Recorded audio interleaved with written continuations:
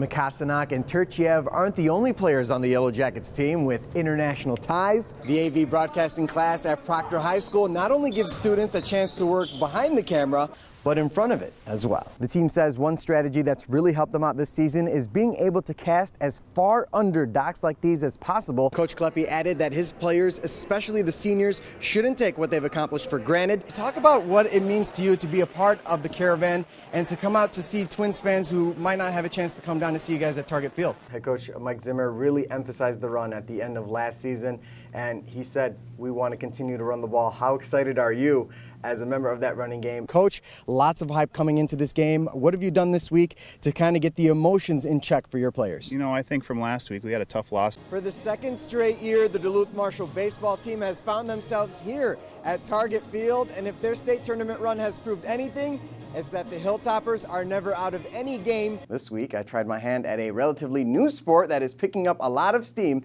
here in the Northland. Have you ever wondered what the midway point is between ping pong and tennis?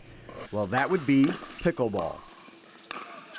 To the ice now, and while the entire country is using an app to look like they're 98 years old, Mark Sertich, better known as Serty, turned 98 today, and he's got more energy than most people who are a third of his age, myself included. I spoke with Serty earlier today about his world record milestone. Go get him, Mark! According to the Guinness Book of World Records, Mark Sertich became the oldest hockey player in the world at the age of 95.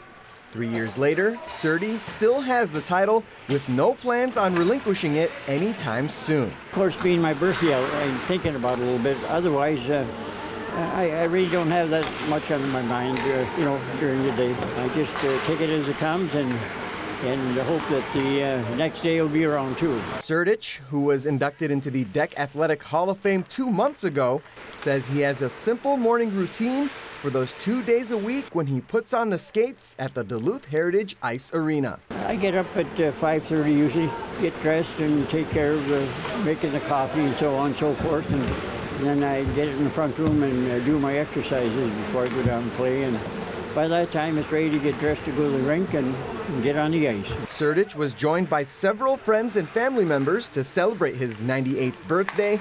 Among them were 2 of his sons who brought their kids on the ice so they can play with their grandfather. I didn't start skating until I was probably 9 or 10, so I don't know about how they feel about it at that age, but yeah, I'm glad to see that they're interested, and it looks like they're developing pretty fast, yeah, so that's a good thing. If I can stick around for a while, I'll be able to maybe get out and watch them in some of these games here.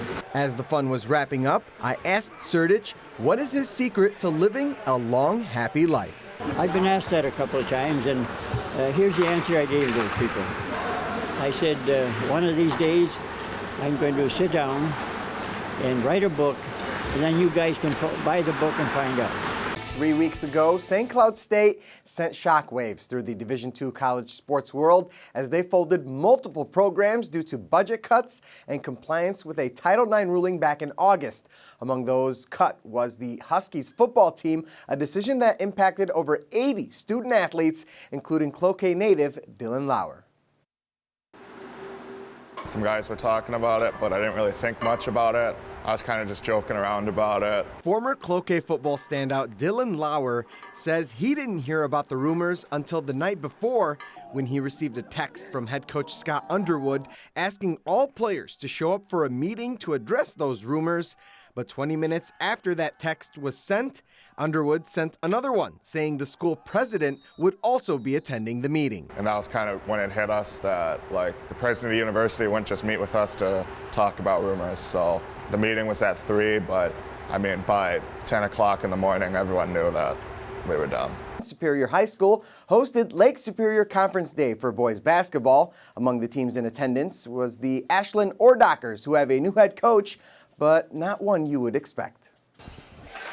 They'll say, is she good? Does she know what she's talking about? And we'll say, hey, we're having a pretty good year so far, so clearly she knows her stuff. They say they don't know how it's going to work out until in the season. We see we're doing pretty well so far. Last season, Ashland High School let go of boys basketball coach Robert Blaschke in the middle of the season following allegations of misconduct. The Ordockers went on to hire Lisa Caro as the new head coach, and so far this season, her team is proving a lot of people wrong. The Mosinee native spent the past 2 years as the head coach of the Tomahawk girls basketball team, and she says the transition to boys basketball isn't as different as it seems. I just told myself, be myself, you know, just be true to yourself, be true to your knowledge of the game and everything that you know, and things will happen. And if you step in, you know, setting a tone and setting a good example, being a good leader, and you know, people are going to follow. Well, later this week, the Duluth Huskies will play their last 2 home games of the season. It's also the final 2 home games for one Husky superfan who has been there with the team through the good times and the bad. For you parking this far? Oh, for my parking this far, to be out of range of any foul balls. I know I'm more than out of range, but it's also a quick escape if there's a big crowd. Wade Stadium is just as much a home for the Huskies as it is for Joe Garson. Even though Garson has not missed a Huskies home game since the team's inception back in 2006, he's been coming to the Wade since 1950 when the Duluth Dukes were in town. It was still Wade Stadium. They had pretty decent crowds and they were vocal. It wasn't all that different. The only thing I noticed was what was going on the field, you know, and I didn't notice much else about the ballpark or anything else. I was focused on the pitcher and the hitter and where the ball was going.